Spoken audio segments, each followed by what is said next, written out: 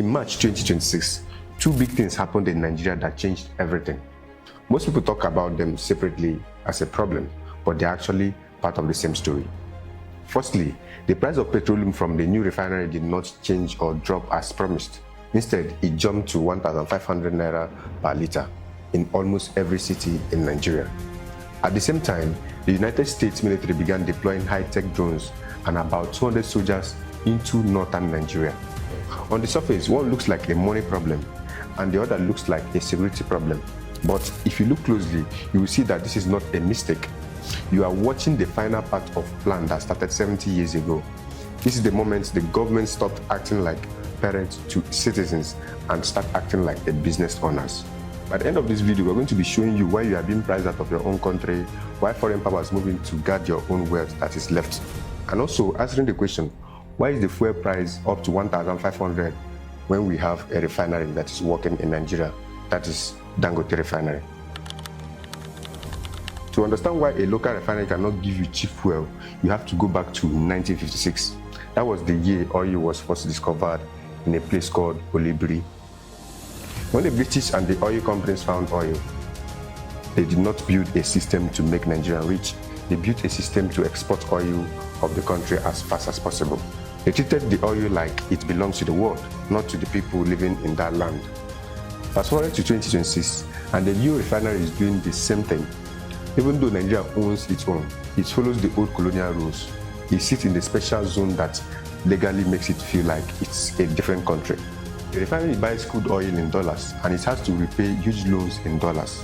When you go to the filling station to buy 1,500 naira fuel, you're not just buying from a neighbor who wants to help you. You are a customer to the global market. You are competing with people in London, New York for the oil that comes from your own backyard.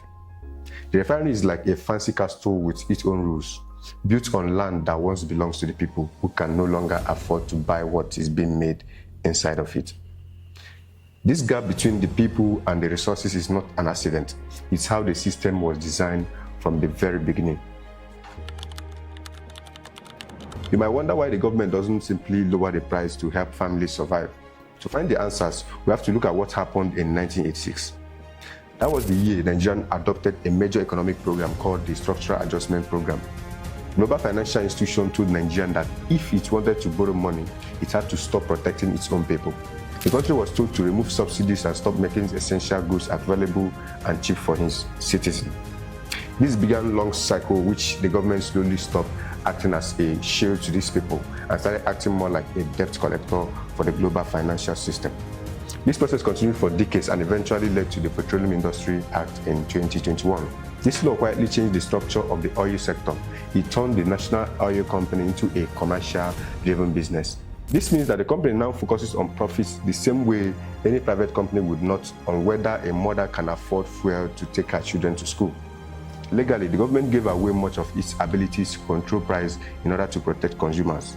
So when you see authorities standing by while the price hits 1,500 naira, they may be simply operating within the rules of the system they created years ago. The government is no longer acting mainly as a provider, it's acting as a shareholder. High prices also reduce local consumption.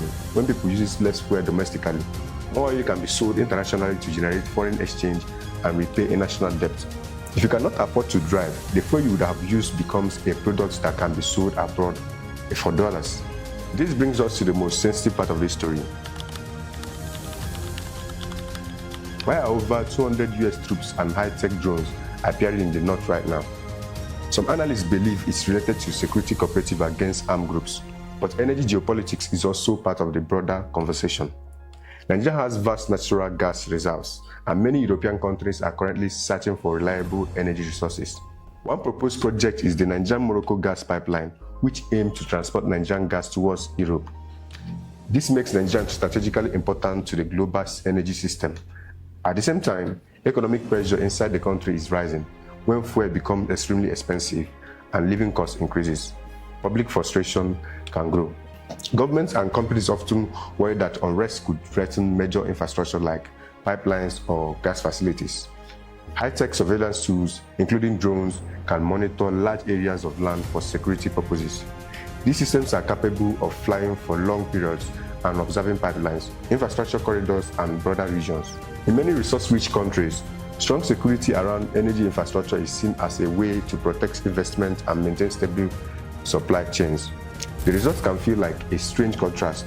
While ordinary citizens struggle with a rising cost of living, the protection around natural resources becomes increasingly sophisticated. In conclusion to all this, when you put all these pieces together, you begin to see a different picture of Nigeria. The country can sometimes feel less like a home designed for its people and more like a business focused on managing valuable resources. In such a system, citizens risk being treated as expenses that must be reduced, while natural resources becomes the primary asset. The government's job is to shift towards managing the sales of these resources, maintaining investors' confidence, and service international debt. This is why many people see a connection between rising fuel prices and increased attention to resources security. One system manages the extraction and sale of the wealth, while another protects the infrastructure that makes the extraction very possible. So consider this. Many Nigerians keep asking when things will go back to the way it used to be. But what if this is the new system? The expensive petroleum may not simply be as an accident. It may be a result of structural decisions made over decades. The old colonial model of extracting resources and exporting them has not completely disappeared. It has simply evolved with modern technology, global markets, and complex financial system. You're not just paying for the fuel, you are paying for the way the country's economic system has been designed. So the real question is, if the government is no longer focused on primarily protecting the daily welfare of its citizens, what remains of the idea of a nation? Is it still a country built for its people, or is it a piece of land being managed within a much larger global system? If this information helps to understand what is happening, share it with someone else. Knowledge is one of the few things that cannot easily be taxed, restricted, or taken away. If you love the truth and want to be part of the truth, don't forget to like and subscribe. And until next time, bye for now.